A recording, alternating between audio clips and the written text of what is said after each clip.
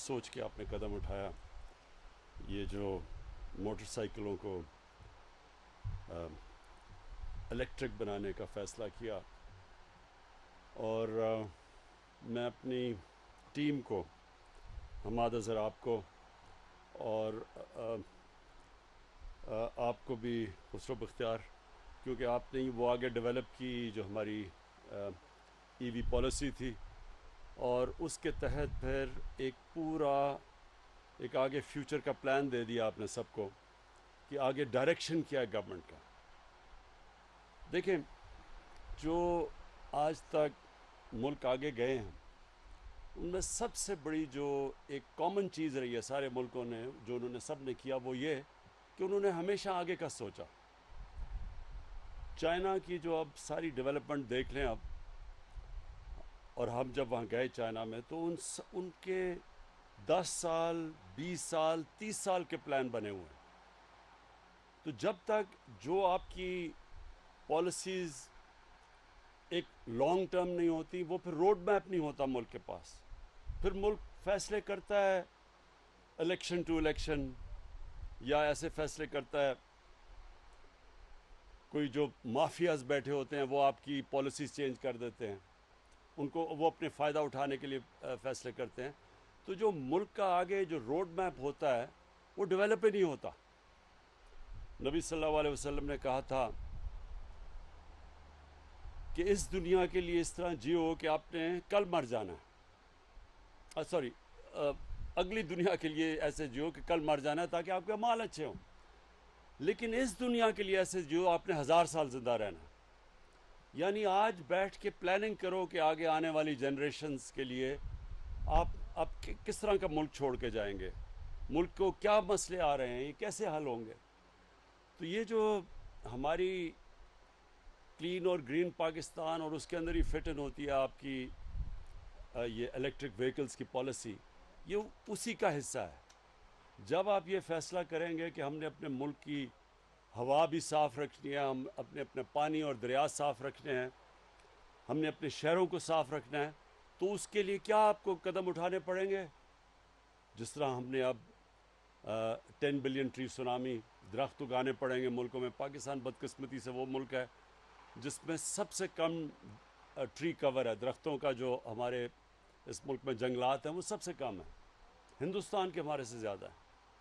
اور جو انگریز جنگلات چھوڑ کے گیا تھا وہ بھی ہم نے کم کر دیے، ان کو بھی تباہ کر دیا۔ تو ایک تو ہم یہ درخت اگا رہے ہیں، پھر نیشنل پارکس اپنے علاقے بچا رہے ہیں، کیونکہ آبادی تیزی سے بڑھ رہی ہے، تو جو ہرے علاقے ہیں وہ بچا رہے ہیں۔ شہروں کے اندر اب ماسٹر پلانز بنا رہے ہیں شہروں کے، تاکہ شہروں کا ہم روک سکیں شہروں کو پھیلتے ہوئے۔ یہ تقریباً اسلام آباد ہمارے دیکھتے دیکھتے مری تک پہنچ گیا ہے۔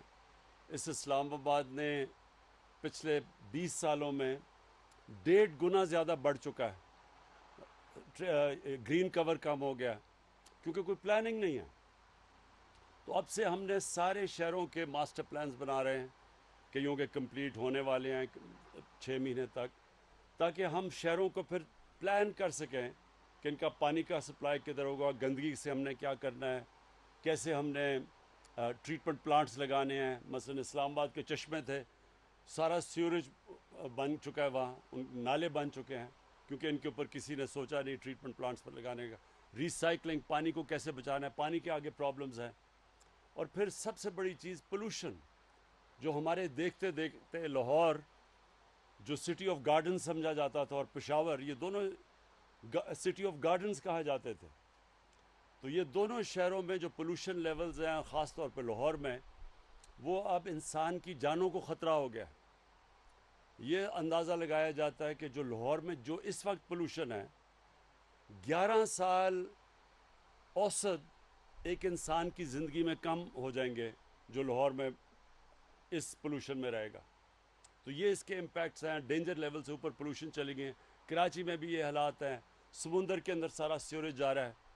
تو یہ اس کے اوپر کیونکہ کوئی لانگ ٹرم پلاننگ نہیں ہے، تو وہ پلاننگ اب پہلی دفعہ ہم پاکستان میں کر رہے ہیں، اور اس کا حصہ ہے پھر سے میں کہوں کہ یہ جو الیکٹرک وہیکلز ہیں، یہ اب آگے ہمیں اپنے شہروں کو پولوشن سے بچانے کے لیے، ہمیں اب شہروں کے اندر الیکٹرک بسز لانی پڑیں گی، گاڑیاں لانی پڑیں گی، موٹر سائیکل، سب سے زیادہ موٹر سائیکلس، کیونکہ اس میں زیادہ استعمال ہوتا ہے، زیادہ ان کی انٹینسٹی زیادہ ہوتی ہے. تو یہ بڑا اچھا پازیٹیو سٹیپ ہے. اب اس کا ایک دوسرا پہلو ہے. ہم نے جو اور اپنے اوپر ظلم کیا کہ جو اللہ نے اس ملک کو اتنی نعمتیں بخشیں، ہم نے کبھی سوچا ہی نہیں کہ یہ جو اللہ نے نعمتیں بخشی تھی ان سے فائدہ اٹھایا جائے. کیونکہ آسان راستے لے لیے، شارٹ کٹس لیے، امپورٹ چیزیں کر لیں. آسان تھا نا، امپورٹ کر لیں، اس پہ پیسے بھی بن جاتے تھے. لیکن جو اس کا نقصان کیا ہوا کہ جو بھی خسرو نے بات کی کہ جو را مٹیریل پاکستان میں ہے اس کو ہم نے کبھی نہیں سوچا کہ ہم اس را مٹیریل کو اس کو استعمال کریں. تو ساری چیزیں امپورٹ کرنے شروع کر دی ہیں. آسان راستہ ہے، لیکن اس کا نقصان یہ ہے کہ ملک غریب ہوتا جاتا ہے، ویلتھ کریشن ہوتی نہیں ہے. جب آپ امپورٹ زیادہ کرتے ہیں، جو انہوں نے ابھی بات کی بیلنس آف پیمنٹ، خسرو یہ لوگوں کو سمجھا بھی دیں بیلنس آف پیمنٹ ہوتا کیا، عام لوگوں کو نہیں سمجھ آتی اس کی. مطلب یہ کہ ڈالر زیادہ جب ملک میں آنا شروع ہوں بنسبت کے ملک سے باہر جو ڈالر جا رہے ہوں، اگر زیادہ ملک میں ڈالر آئیں گے آپ کا ملک امیر ہو جائے گا. اگر آپ کے ملک میں سے زیادہ ڈالر باہر جا رہے ہیں اور کم ملک میں آ رہے ہیں، وہ غریب ہو جائے گا. تو چائنا کی جو ساری ڈیولپمنٹ تھی وہ ایکسپورٹ لیڈ تھی. انہوں نے ایکسپورٹس بڑھائی تو ڈالرز ان کے ملک میں زیادہ آئے، انہوں نے دنیا کو زیادہ مال بیچا، ملک میں زیادہ ڈالرز آئے، اور اس لیے دیکھتے دیکھتے چائنا اب ایک اکنامک جائنٹ بن گیا. تو ہمارے تو کبھی کسی نے اس کے اوپر توجہ ہی نہیں دی. ایک چھوٹا سا سنگاپور ہے ہمارے، دیکھتے دیکھتے پاکستان کی آج تاریخ میں سب سے زیادہ ایکسپورٹس ہوئی ہیں اس سال. تو ہم 26 ارب ڈالر ہماری ایکسپورٹس ہیں. سنگاپور کی کوئی 300 ارب ڈالر ایکسپورٹس ہیں، اس کی 50 لاکھ آبادی ہے. کیونکہ انہوں نے سوچ سمجھ کے پلاننگ کی کہ اگر ہم نے اپنی دولت میں اضافہ کرنا ہے تو ہمیں زیادہ چیزیں باہر بیچنی پڑیں گی بنسبت کے باہر سے امپورٹ کرنی پڑیں گی. تو ہمارا یہ بس اب جو اگلا اب ہمارا یہ جو ترقی کا راستہ ہے، اس میں اب ہم نے جو آپ کی موٹر سائیکل کے اندر جتنے بھی کوشش کرنی ہے کہ سارے پارٹس، را مٹیریلز پاکستان میں ہوں. ہمارے پاس سب کچھ ہے یہاں. ہم نے پوری طرح اب ہم پوری پاکستان کا منرل میپ بنا رہے ہیں، معدنیات کا نقشہ سارے پاکستان میں کہ کدھر کدھر کیا چیزیں ہیں. اور آپ کو حیرت ہوگی جب آپ کو یہ پوری طرح پتہ چلے گا تو آپ کو اندازہ ہوگا کہ آپ کا کتنا امیر ملک ہے. اس میں کسی چیز کی کمی نہیں ہے. ہمیں امپورٹس کی ضرورت نہیں ہے کہ ہر چیز امپورٹ کر لیتے ہیں. شارٹ کٹ ہے نا، ہر چیز امپورٹ کر لو. تو یہ نہیں سوچتے کہ وہ تھوڑے سے لوگوں کو تو فائدہ ہوتا ہے جو امپورٹرز ہیں، لیکن ملک کے لیے تو وہ نقصان ہے کیونکہ آپ کے ڈالر زیادہ باہر جا رہے ہیں. جب زیادہ یہ بھی میں سمجھا دوں، جب آپ کے زیادہ ڈالرز باہر جاتے ہیں اور کم اندر آتے ہیں ملک کے، تو روپے کے اوپر زور پڑتا ہے. جب ڈالر کم ہوتا ہے تو روپے کی قیمت گر جاتی ہے، ڈالر اوپر چلا جاتا ہے، ڈی ویلیویشن جس کو کہتے ہیں. تو جب آپ کا روپے کی قیمت گرتی ہے سب کچھ مہنگا ہو جاتا ہے، غربت بڑھ جاتی ہے، ملک غریب ہو جاتا ہے. تو ہمیں اس لیے سارا اپنا جو سوچ ہے وہ بدلنی ہے. ایک نیا روڈ میپ پاکستان کو دینا ہے، جس نے آگے کا سوچنا ہے، جس نے سب سے پہلے اپنے آنے والی نسلوں کا سوچنا ہے. یہ جو ماحولیات ہے، ہماری انوائرمنٹ ہے، یہ جو گلوبل وارمنگ ہے، یہ جو پاکستان کو متاثر کرتی ہے، پہلی دفعہ اس پیمانے پہ پاکستان جو سٹیپس لے رہا ہے وہ انٹرنیشنلی اکنالجڈ ہیں. مجھے اس کا بڑا فخر ہے کہ دنیا مانتی ہے کہ پاکستان لیڈ ان چند ملکوں میں سے جو لیڈ کر رہا ہے انوائرمنٹ کے اندر، گلوبل وارمنگ کے جو خلاف کیمپین ہے اس کے. اب دوسری جو ہماری کیمپین ہے وہ یہ کہ ہم اب ابھی سے اپنی دولت کا ویلتھ کریشن کیسے کریں، دولت میں اضافہ کیسے کریں. وہ کون کون سے ہم نے اب قدم اٹھانے ہیں کہ اب ہماری اکانومی ماشاء اللہ تیزی سے اوپر جا رہی ہے. آگے ہمیں کیا مسئلہ آئے گا؟ ہمیں مسئلہ تب آئے گا کہ اگر ہمارے ملک میں ڈالرز کی کمی ہونی شروع ہو گئی کیونکہ زیادہ ڈالرز باہر جانے شروع ہو گئے، کرنٹ اکاؤنٹ ڈیفیسٹ ہو گیا، تو یہ ہمارے روکے گا ہماری گروتھ کو. پھر ہمیں IMF کے پاس جانا پڑے گا. لہٰذا ابھی سے ہم وہ سب قدم اٹھا رہے ہیں کہ ہمارے ملک میں ڈالرز کی کمی نہ ہو، تاکہ ملک میں ہماری گروتھ ریٹ افیکٹ نہ ہو. اور اس کے لیے ہر وہ چیز کرنی ہے ہم نے، جو چیز ہم پاکستان میں بنا سکتے ہیں وہ کریں. جو را مٹیریل پاکستان میں جو اویلیبل ہے اس کو استعمال کریں. اور ساری انویسٹمنٹ اس طرح کریں کہ پاکستان سے ہم چیزیں ایکسپورٹ کر سکیں. انڈسٹری بھی، انویسٹمنٹ بھی جو باہر سے پاکستان میں آئے، اس کا مقصد یہ ہو کہ پاکستان سے باہر کتنی چیزیں ایکسپورٹ کر سکتی ہے وہ. اور یہ ہمارا دوسرا ہے.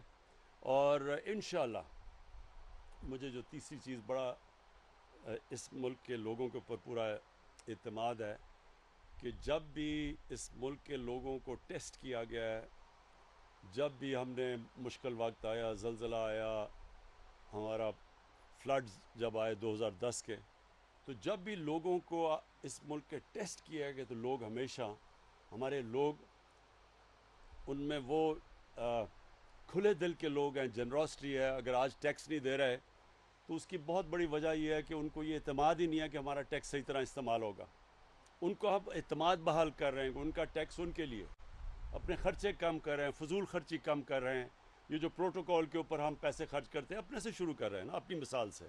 وہ پروٹوکول کے پیسے ہم پورا بچا رہے ہیں. اپنے پرائم منسٹر ہاؤس اور پرائم منسٹر سیکریٹریٹ صرف 3 سال میں 108 کروڑ روپیہ ہم نے ان 2 ہاؤسز کا کم کیا ہے.